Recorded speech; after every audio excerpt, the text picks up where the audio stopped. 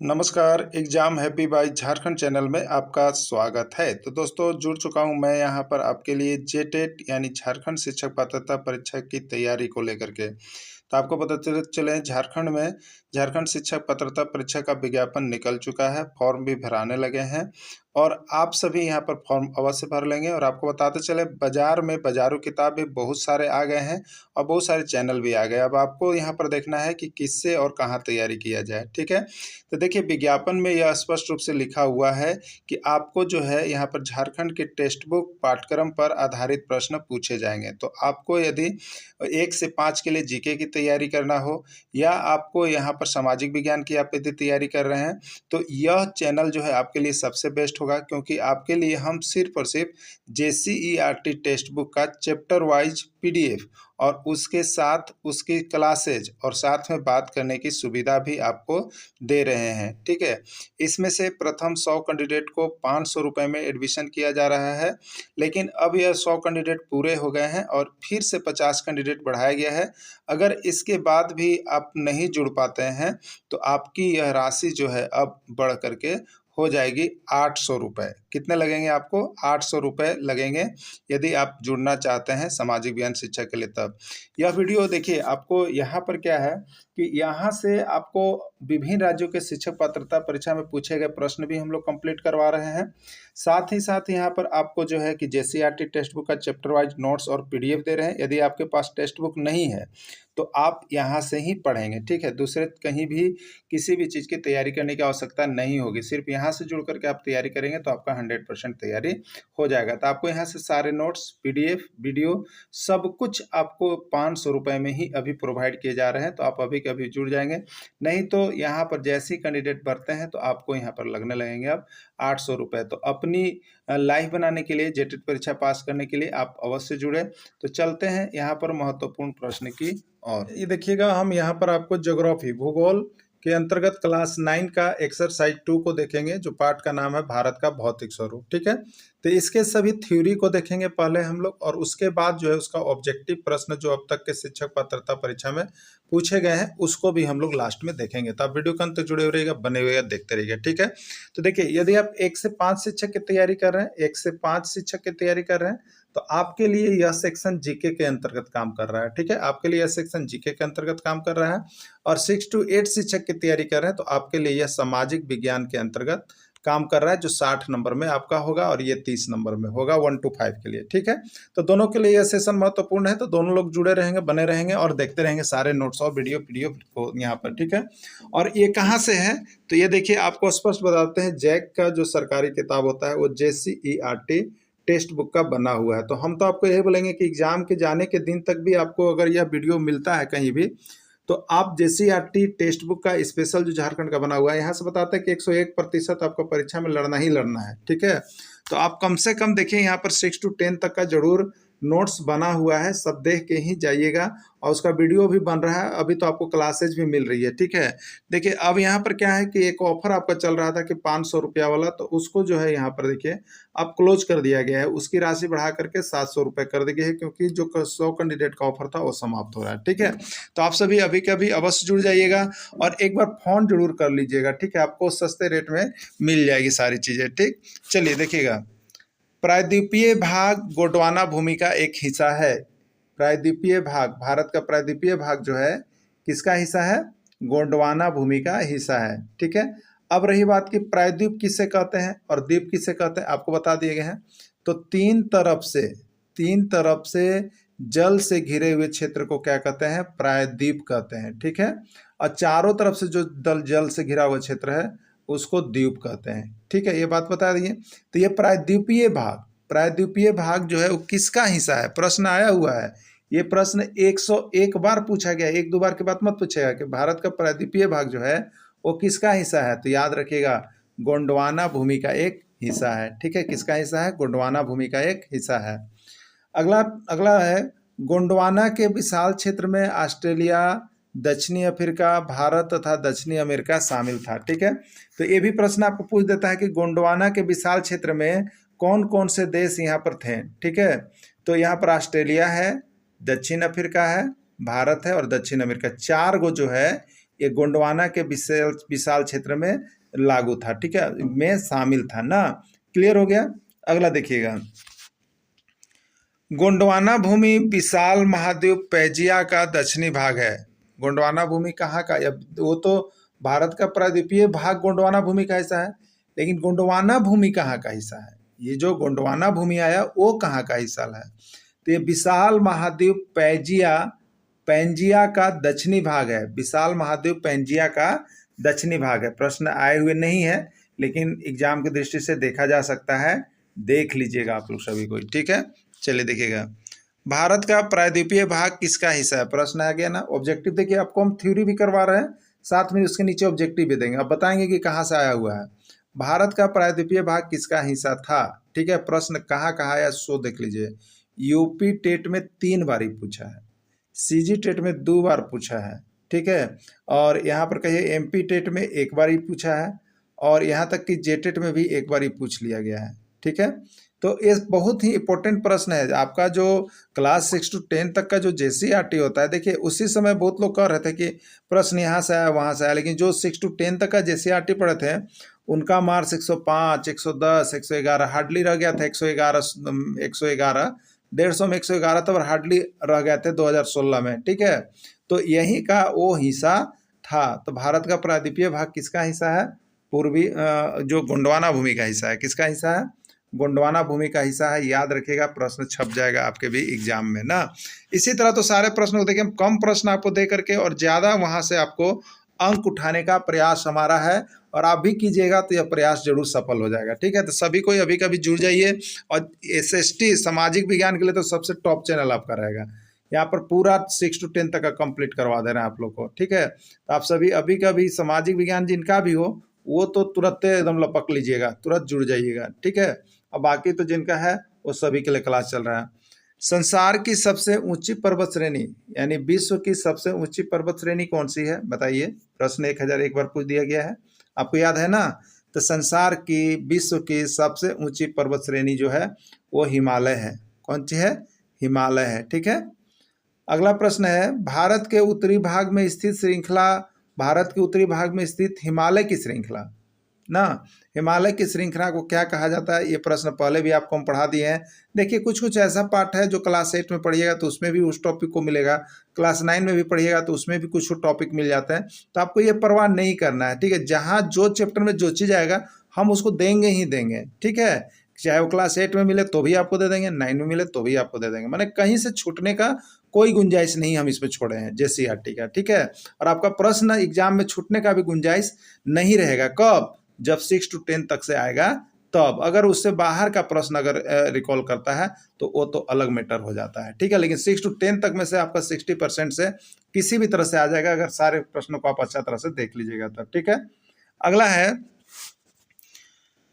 हाँ, तो उत्तरी भाग में स्थित हिमालय को क्या कहते हैं? महान हिमालय, आंतरिक हिमालय या हिमाद्री। ये तीनों नाम, आंतरिक भी कहा जाता है, हिमाद्री भी कहा जाता है, महान भी कहा जाता है। क्लियर? अगला देखिएगा, हिमालय का सबसे ऊंचा पर्वत शिखर माउंट एवरेस्ट है। हिमालय का सबसे ऊंचा पर्वत शिखर कौन है? माउंट एवरेस्ट है, और यह नेपाल देश में स्थित है, जिसकी ऊंचाई 8,848 मीटर है। देखिए इस नोट्स को आपको बता देते हैं, इस नोट्स को आपको बता देते हैं। ये प्रश्न, ये नोट्स का टॉपिक इतना इम्पोर्टेंट है कि आप कोनो एग्जाम में जाइए, यहाँ से 3 प्रश्न बना। हिमालय के सबसे ऊंचा पर्वत शिखर कौन है? तो हिमालय का सबसे ऊंचा पर्वत शिखर माउंट एवरेस्ट है। क्लियर हो गया? हिमालय कोनो सिर्फ भारत में नहीं ना फैला हुआ है, हिमालय भारत में भी है, नेपाल में भी, अन्य देश में भी है, ठीक है। तो उसकी पर्वत शिखर की सबसे ऊंची चोटी कहाँ है ये पूछ रहा है, ठीक है। तो हिमालय का सबसे ऊंचा पर्वत शिखर जो है वो माउंट एवरेस्ट है। याद रखिए, हिमालय का सबसे ऊंचा पर्वत शिखर वो है माउंट एवरेस्ट, ठीक है। अब रही बात कि यह कहाँ स्थित है, ये भी प्रश्न 1001 बार पूछ दिया गया कि माउंट एवरेस्ट कहाँ स्थित है, ठीक है। तो यह नेपाल में है। माउंट एवरेस्ट कहाँ है? नेपाल में है।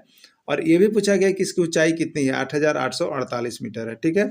अभी देखिए किसी किसी किताब में जो है आप देखेंगे 8,848 तो ऑथेंटिक है, जो पहले से चला आ रहा है, लेकिन किसी किसी किताब में बढ़ा के भी देता है। तो अगर 48 से ऊपर जा रहा है तो आप ऊपर वाले को ले लीजिएगा, ठीक है, क्योंकि इससे ऊंचाई ज़्यादा किसी पर्वत श्रेणी का नहीं बताया गया। लेकिन अभी कहीं कहीं 8,856 ये चीज़ दिखाता है, तो 48 से ऊपर यानी बढ़ता इसका कगार पर चल रहा है, ठीक है ना, जो नया मेजरमेंट किया गया है। लेकिन आप ऑप्शन को देख लीजिएगा कि आपका ऑप्शन एग्जाम में क्या रहता है। तो ये 3 प्रश्न में से एक प्रश्न आपका एग्जाम में छप जाएगा। ये 3 प्रश्न में से एक प्रश्न आपके एग्जाम में छप जाएगा कि हिमालय की सबसे ऊंची पर्वत शिखर कौन सी है। याद रखिएगा माउंट एवरेस्ट। माउंट एवरेस्ट किस देश में स्थित है? नेपाल देश में स्थित है।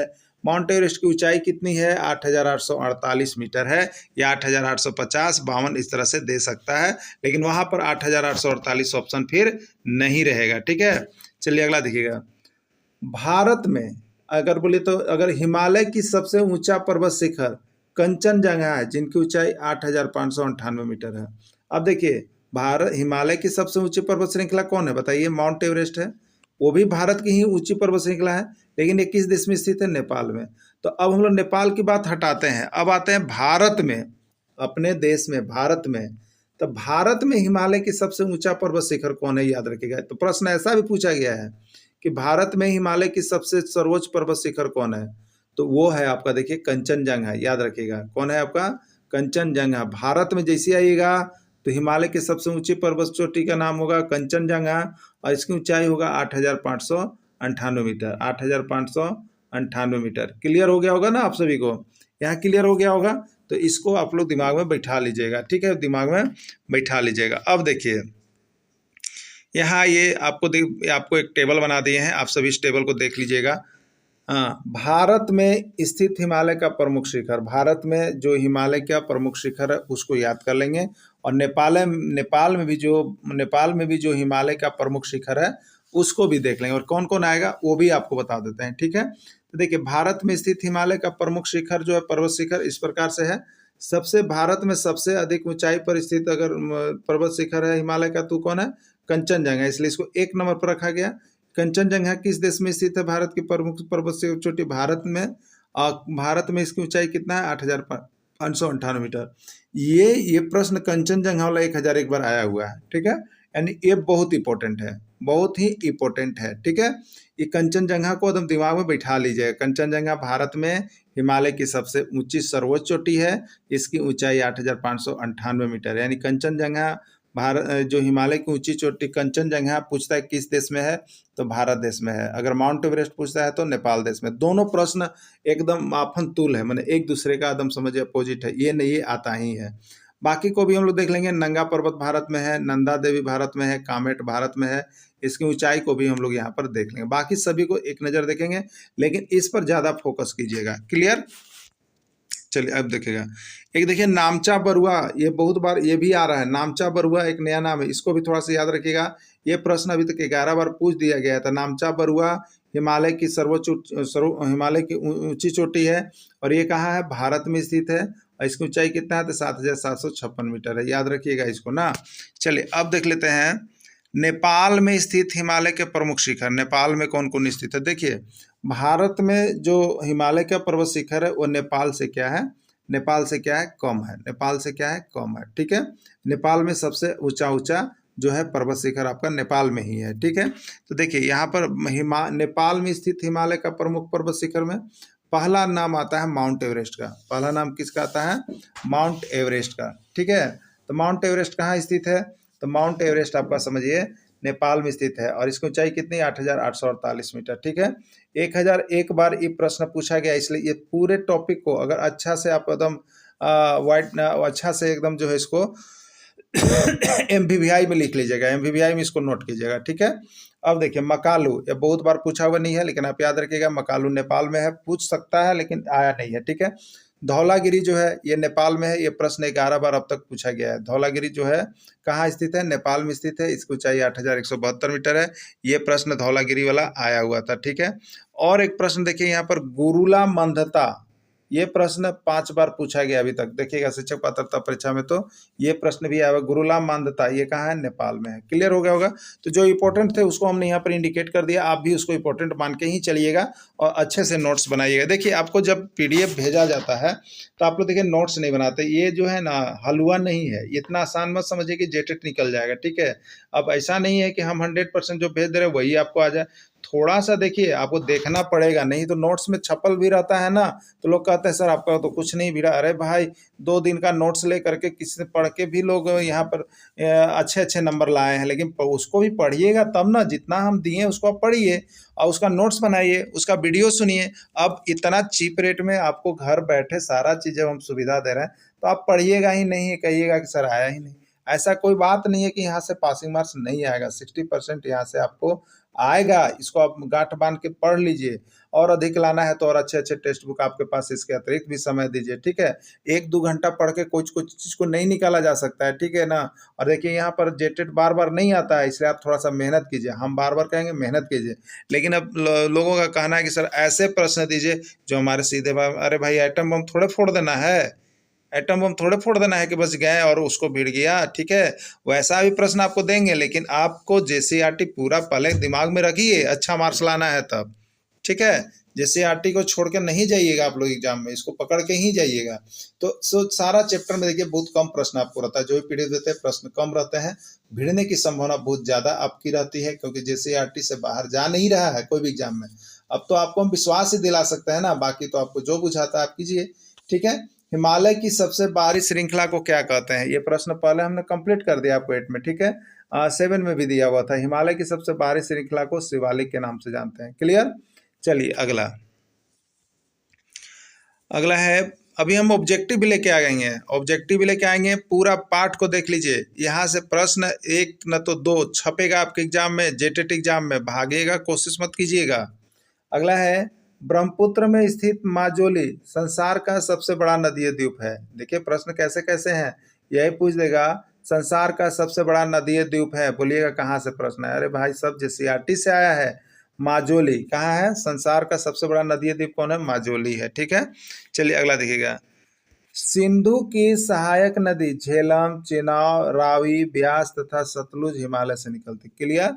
ये प्रश्न भी पूछा गया है, क्या पूछा गया था सो आपको बता देते हैं। इसमें कौन सिंधु की सहायक नदी है? देखिए यही प्रश्न आया था, इसमें कौन सिंधु की सहायक नदी है? 1001 बार ये प्रश्न पूछा गया है, वहाँ 4 को ऑप्शन दे देगा। तो याद रखिएगा सिंधु की सहायक नदी कौन है? झेलम, चिनाव, रावी, ब्यास, सतलुज, ये जो है सिंधु की सहायक नदी है ना। अगला, उत्तरी मैदान का सबसे विशालतम भाग पुरानी जलोढ़ मिट्टी से बना है। जो उत्तरी मैदान का जो विशाल भाग है गंगा का, वो जो है जलोढ़ मिट्टी से बना है। अब देखिएगा ये दो प्रश्न हमेशा एग्जाम में पूछता है, आप कभी भी गए होंगे तो पूछा होगा। और देखिए ये कहाँ से निकल रहा है, तो हम तो देखिए आपको बताएं जेसीईआरटी छोड़कर हम बाहर एक भी प्रश्न ला नहीं रहे हैं, चाहे 10 ही प्रश्न क्यों नहीं बने, ठीक है। देखिए पुरानी जलोढ़ मिट्टी को बांगर कहते हैं, एकदम 1001 बार ये प्रश्न पूछा गया है कि पुरानी जलोढ़ मिट्टी को बांगर कहते हैं, ठीक है। अब देखिए आप इसको अगर कंसेप्ट क्लियर नहीं कीजिएगा तो आपको पुरानी जलोढ़ याद रहेगा, खादर और बांगर दो को तो दिमाग में रहेगा, क्या कि एग्जाम देने जा रहा है। अब पुरनका के में खादर डाल दीजिएगा और नयका में बांगर डाल दीजिएगा, होगा ना। तो इसी तरह से पुराना में कौन होगा, नया में कौन होगा, तो एक बात से आप याद रख लीजिएगा, ठीक है। क्या याद रखिएगा? पुराना चीज को क्या हो जाता है जी? बेकार हो जाता है। पुराना चीज बेकार हो जाता है, हो गया ना। तो पुराना चीज मतलब पुरानी जलोढ़ मिट्टी, पुरानी जलोढ़ मिट्टी। अब बे से ब याद रखिएगा, ब से अब बांगर, ब से अब बांगर, यानी पुरानी जलोढ़ मिट्टी को बांगर कहते हैं, ठीक है। क्या कहते हैं? पुरानी जलोढ़ मिट्टी को बांगर कहते हैं। क्यों? तो अभी बताएं, पुराना चीज बेकार, पुराना चीज बेकार हो गया। पुराना मतलब पुरानी जलोढ़ मिट्टी और बेकार में ब से बांगर याद रखिएगा, हो जाएगा ना क्लियर। चलिए अब देखिए नई जलोढ़ मिट्टी को क्या कहते हैं? नई जलोढ़ मिट्टी को खादर कहते हैं। कैसे याद रखिएगा? तो एकदम बस आप लोग भी इसी को बोलते हैं जो हम बोल रहे हैं। अरे भाई नया नया चीज खाना चाहिए, नया नया चीज खाना चाहिए, यह ना कहते हैं कि सर जो सीजनली नया नया चीज आई उसको खा लो, तो वह नया नया चीज को खा लो, याद रखिएगा, ठीक है। तो नया चीज खाओ, नया जितना आया उसको खाओ। तो नया जलोढ़ मिट्टी आएगा तो खाओ में खा है ना, तो खादर याद कर लीजिएगा, खादर याद कर लीजिएगा। क्लियर हो गया बेस ना। पुराना चीज बेकार, इसलिए पुरानी जलोढ़ मिट्टी को बांगर। अरे भाई नया चीज आए तो उसको खा लो, तो खादर, नयका के खादर, पुरनका के बांगर। क्लियर। चलिए कोई बात नहीं, जैसे भी याद कीजिए आप याद कर लीजिएगा, लेकिन हमने एक तरीका आपको बता दिया है। आप हमसे भी अच्छा कर सकते हैं, आप में बहुत कैपेसिटी है, आप हमसे भी अच्छा यहाँ नोट्स बना सकते हैं, आप और भी बनाइएगा, ठीक है। चलिए तो खादर और बांगर दिमाग बना लीजिएगा, खादर और बांगर दिमाग में बना लीजिएगा, दिमाग में तब ठोक दीजिएगा, नहीं तो एग्जाम में कंफ्यूजन, तो कंफ्यूजन छोड़ के जाइएगा। 10 को प्रश्न याद करके जाइएगा, लेकिन क्लियर हो के जाइएगा। यही कंफ्यूजन में बहुत लोगों का 4 नंबर कम हो जाता है। तो आप कंफ्यूजन नहीं रखिएगा तो 4 नंबर बढ़ जाएगा। तो वही तो 4 और 6 नंबर बढ़ेगा तो आपका रिजल्ट हो जाएगा। अगला बार भी आप लाए होंगे ना। चलिए कोई बात नहीं, अगला देखिएगा। भारत में चिल्का झील खारे पानी की सबसे बड़ी झील है। अरे भाई प्रश्न तो 1001 बार पूछा। भारत में चिल्का झील खारे पानी की सबसे बड़ी झील है, तो ये प्रश्न तो अभी किया। क्या प्रश्न पूछा गया था सो बता दें। तो खारे पानी की सबसे बड़ी झील कौन है? भारत में खारे पानी की सबसे बड़ी झील कौन है? तो आंसर क्या हो जाएगा? चिल्का झील। और यहो प्रश्न है कि चिल्का झील किस राज्य में स्थित है? चिल्का झील कहाँ पर स्थित है? प्रश्न 1001 बार भी पूछा गया है। तो चिल्का झील उड़ीसा में स्थित है। क्लियर हो गया ना। चलिए, मालाबार तट केरल में स्थित है। ये प्रश्न अभी तक लगभग 11 बार देखा गया है कि एग्जाम में आया है। मालाबार तट याद रखिएगा। मालाबार तट कहाँ पर स्थित है? केरल में स्थित है। दिमाग बना लीजिए, यहाँ से प्रश्न एक आ रहा है। भारत में एकमात्र सक्रिय ज्वालामुखी अंडमान तथा निकोबार द्वीप समूह है और एक के बैरन द्वीप में स्थित है। ठीक है, एकमात्र सक्रिय ज्वालामुखी भारत में एकमात्र सक्रिय ज्वालामुखी कौन है? अंडमान और निकोबार द्वीप समूह है। एक सक्रिय ज्वालामुखी अंडमान और निकोबार द्वीप समूह है। 11 बार परीक्षा में आया हुआ है। ठीक है, चलिए अगला देखिएगा। 3 ओर से समुद्र से घिरा हुआ क्षेत्र को प्रायद्वीप कहते हैं। याद है ना? याद है ना, अभी बताया था हमने। प्राय क्या बोलते हैं? प्राय 3 आदमी को नहीं जाना चाहिए। ठीक है, या प्राय 3 चीज नहीं देना चाहिए। ठीक है, तो 3 वाला याद रखिएगा। 3 तरफ से जल से घिरे हुए क्षेत्र को प्राय मतलब प्रायद्वीप कर दीजिएगा। प्राय का मतलब प्रायद्वीप कर दीजिएगा, यानी प्राय 3 आदमी को एक साथ नहीं जाना चाहिए। प्राय 3 आदमी को 3 टिकट महाविकट में कहते हैं कि प्राय 3 आदमी एक साथ कहीं मत निकलो, तो वही 3 आदमी है। तो प्राय 3 को प्रायद्वीप कहेंगे। ठीक है, अगला। चारों ओर से समुद्र से घिरा हुआ क्षेत्र को द्वीप कहते हैं। यही तो है, दोनों में कंफ्यूजन नहीं रखना है, द्वीप और प्रायद्वीप। प्रश्न ये झारखंड एग्जाम का ही पूछा गया प्रश्न है। द्वीप में क्या होगा? चारों तरफ से, और प्रायद्वीप में क्या होगा? 3 तरफ से, क्योंकि प्राय 3 आदमी को नहीं जाना चाहिए, तो 3 आदमी नहीं तो प्रायद्वीप है। ऐसे भी देखिए कुछ कुछ बातों को आप बना करके जो है बेस को कंप्लीट रख सकते हैं और उसको पकड़ सकते हैं अच्छी तरह से एग्जाम में। ठीक है, अच्छी तरह से जब आप एग्जाम को कवर अप कर लेंगे तो आपको समझिए कि यहाँ पर कन्फ्यूजन दूर हो जाएगा। तो आपको इसी तरह से देखिए, हम सारा चीज़, ज्योग्राफी है, हिस्ट्री है, पॉलिटिकल है, सारा चीज़ को क्लियर कर दिए। तो सामाजिक विज्ञान के जो शिक्षक है उनके लिए तो यहाँ सबसे बेस्ट है, और जो 1 to 5 के शिक्षक है उनके लिए और बेस्ट है कि उनका जीके 30 में 30 यहाँ से आ जाएगा। ठीक है, तो सभी को जुड़िए, सभी कुछ जुड़ करके तैयारी करना शुरू कर दिए। अभी भी बहुत समय है, सिर्फ 10 दिन भी आप नोट से देखिएगा तो आपको यहाँ से 10 से 20 मार्क्स बढ़ जाएंगे। इसलिए यहाँ से जुड़ने का पूरा उम्मीद रखिए। और भिड़ने का प्रश्न, भारत में 2 द्वीप समूह स्थित है, एक लक्षद्वीप है, एक अंडमान है। ठीक है, अंडमान निकोबार द्वीप समूह कहाँ स्थित है? कल हमने बताया था बंगाल की खाड़ी में। और लक्षद्वीप द्वीप समूह कहाँ स्थित है? अरब सागर में। क्लियर रखिएगा याद, प्रश्न दोनों पूछा गया है ना। चलिए आगे देखिएगा। अब यहाँ ऑब्जेक्टिव क्वेश्चन आ गया आपको जो जो आया हुआ है। माउंट एवरेस्ट किस देश में स्थित है? ये तो झारखंड टेट में 1 बार आ गया है, बिहार टेट में 5 बार आया है, यूपी टेट में 3 बार आया है, सीजी टेट में 1 बार आया है। देखिए सब टेट में पूछा है। तो माउंट एवरेस्ट को छोड़ के आप मत जाइएगा, दिमाग बिठा लीजिएगा तीनों चीज़, शायद हो सके आपके एग्जाम में आ जाए। माउंट एवरेस्ट किस देश में स्थित है? तो ये नेपाल में है। कहाँ पर है? नेपाल में। इसकी ऊंचाई कितनी है? तो इसकी ऊंचाई है 8,848 मीटर। क्लियर हो गया ना। चलिए आगे देखिए। कंचनजंगा किस देश में स्थित है? तो देखिए हिमालय की सबसे ऊंची चोटी जो है, हिमालय की सबसे ऊंची चोटी वो कौन है? माउंट एवरेस्ट है। ठीक है, माउंट एवरेस्ट है। तो माउंट एवरेस्ट हिमालय की ऊंची चोटी है, तो कहाँ पड़ता है? नेपाल में। नेपाल में, यानी नेपाल में भारत की सबसे ऊंची चोटी माउंट एवरेस्ट है। क्लियर हो गया। लेकिन अब रही बात, यहाँ आ रहा है कंचनजंगा किस देश में स्थित है? तो कंचनजंगा भी जो है हिमालय की ऊंची चोटी है, हिमालय की ऊंची चोटी है। ठीक है, लेकिन यह भारत में, भैया भारत में हिमालय की सबसे ऊंची चोटी है। भारत में अगर कोई पूछ दे हिमालय की सबसे ऊंची चोटी, तो वहाँ कंचनजंगा आएगा। और ये पूछ दे नेपाल में सबसे ऊंची चोटी, तो माउंट एवरेस्ट नहीं याद आएगा। ठीक है, क्लियर, तो सब चीज़ को आपको क्लियर रहना है। तो कंचनजंगा हिमालय की सबसे ऊंची चोटी है और यह भारत में स्थित है। क्लियर हो गया ना। चलिए अब देखिए, पुरानी जलोढ़ मिट्टी को किस नाम से जानते हैं? अरे भाई अभी तो बताए थे, पुराना चीज कहाँ हो गया है, फेंक दो यार, बेकार हो गया, बेकार, पुराना बेकार। तो पुरानी जलोढ़ मिट्टी, बेकार में ब से बांगर, पुरानी जलोढ़ मिट्टी को बांगर कहेंगे। क्लियर हो गया ना। चलिए ठीक है।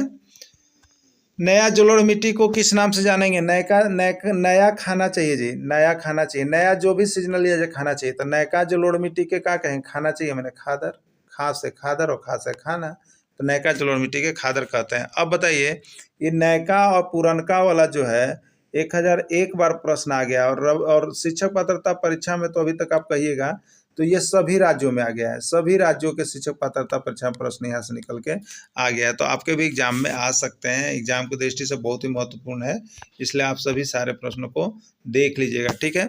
तीन और जल से या समुद्र से घिरे हुए क्षेत्र को क्या कहा जाता है? प्रश्न ये देखिए, आपका जेटेट में ही आया था, 2008 में एक एग्जाम लिया गया था जिसको कैंसिल कर दिया गया था, उसमें ही ये प्रश्न पूछा गया था। ठीक है। तो तीन और जल या समुद्र से घिरे हुए क्षेत्र को क्या कहते हैं? तो प्राय 3 आदमी को नहीं जाना चाहिए, तो 3 वाला प्रायद्वीप में जाता है। किस में जाता है? द्वीप में जाता है, प्रायद्वीप में। चारों ओर जल या समुद्र से घिरे हुए क्षेत्र को क्या कहते हैं? चारों ओर जल या समुद्र से घिरे हुए क्षेत्र क्या कहते हैं? समुद्र, प्रायद्वीप, द्वीप या कोई नहीं। ये आपका बहुत बार प्रश्न पूछा गया है। तो चारों ओर जो घिरा हुआ है उसको हम लोग द्वीप कहते हैं। क्या कहते हैं? द्वीप कहते हैं। और राइट आंसर इसका सी हो जाएगा, उसका राइट आंसर सी हो जाएगा। ठीक है।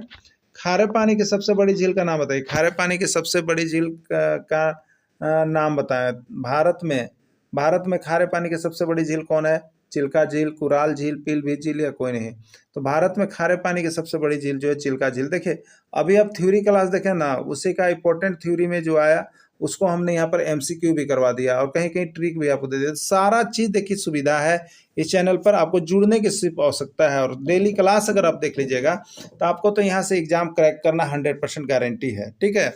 तो इसको याद कर लीजिएगा। अगला दिन, चिल्का झील कहाँ पर स्थित है? चिल्का झील स्थित है उड़ीसा, मध्य प्रदेश, उत्तर प्रदेश, कहाँ पर? तो चिल्का झील जो है उड़ीसा में स्थित है। तो इस तरह से देखिए यहाँ पर एक्सरसाइज 2 में जितने महत्वपूर्ण प्रश्न थे उसको हमने कंप्लीट करवा दिया। आप सभी क्या करेंगे? तो आप सभी कॉपी और पेन लेकर के पहले पीडीएफ से प्रश्न को उतारेंगे और उसके बाद उसका वीडियो भी सुन लेंगे। वीडियो सुनना बहुत जरूरी है, गागर में सागर भरने वाला काम करेगा। आपको बता देते हैं, वीडियो नहीं, खाली नोट्स लेकर के आप जाने के चक्कर में है तो आपका वहाँ भी नंबर कम होने वाला है। इसलिए नोट्स और वीडियो अभी दोनों चीज मिल रहा है 700 रुपये में। आप यहाँ से जुड़ करके तैयारी करना शुरू कर दीजिएगा तो आपको 100% बता देते हैं कि एसएसटी क्लियर हो जाएगा, 1 to 5 क्लियर हो जाएगा। ठीक है। धन्यवाद।